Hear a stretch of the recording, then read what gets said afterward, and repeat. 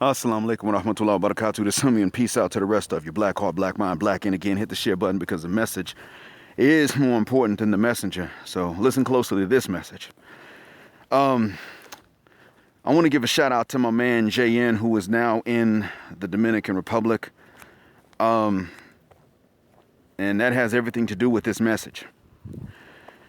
See, now this one is addressed to the Muslims that are also SYSBM.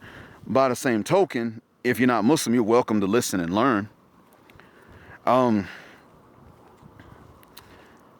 JN is taking a trip, and he's traveling to Southeast Tropical Asia in many occasions, but this is not one of them. He's now in the Dominican Republic.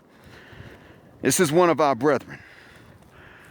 And so when he was about to travel, I initially thought he was going to go to Southeast Tropical Asia. And you see, that's not where he's going this time. I guess he's not able to. But you see, gentlemen, when some of the guys who don't mind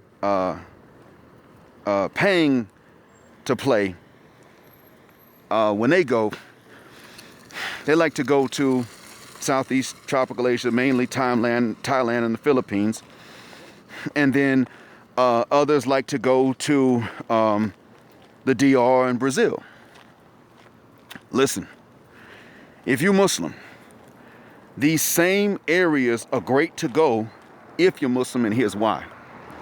You ain't going to pay to play. You better not be. I mean, if you are, you damn sure can't tell anybody about it. But let's say you're Muslim. These are areas where you get to go and eat Muslims that everybody doesn't even know about. Southern Thailand, close to the border with Malaysia. That's one example. And so you can go into different areas and you can meet Muslims that like us, they're not the famous ones. They're everybody doesn't know about them, but you can still meet them. And you can find simpler ways of life there. So you can, while someone that's not Muslim may be going to the Philippines to wild out in Cebu or in Manila, you can go there. You can go to the South. You can meet the Muslims. And, of course, you're not supposed to wild out with the women, but you can get married. And you can get married to more than one.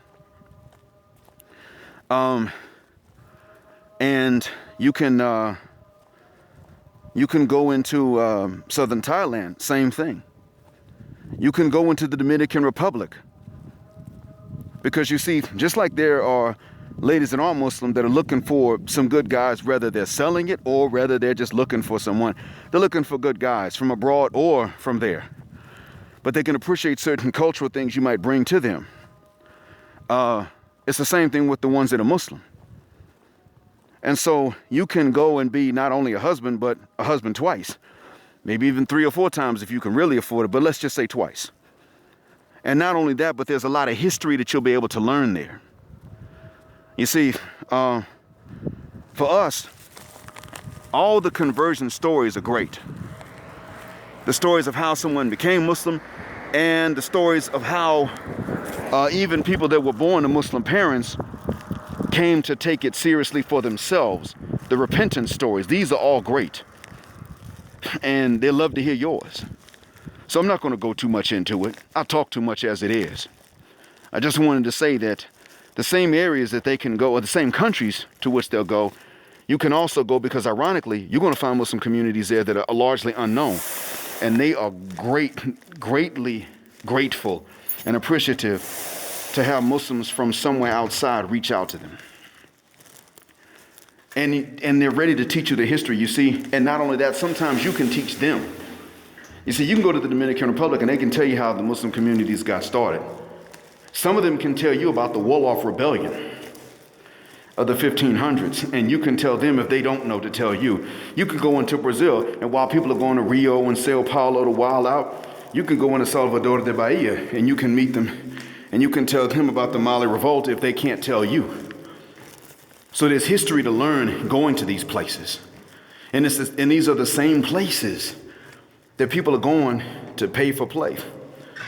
You can go there, and whether you find a wife or not, or wives or not, you can still go and you can learn some history, and maybe even if you know a little bit, teach it to them.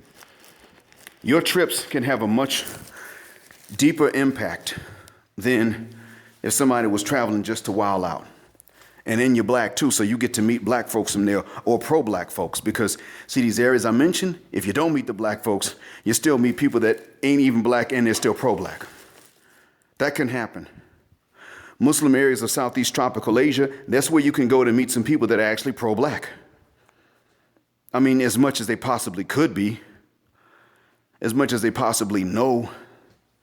I mean, you can go into Indonesia and you'll find people that actually, they would look up to you. The fact that you're black would help, not hurt. That does exist, just as an example. So, I've said enough. Thanks for listening.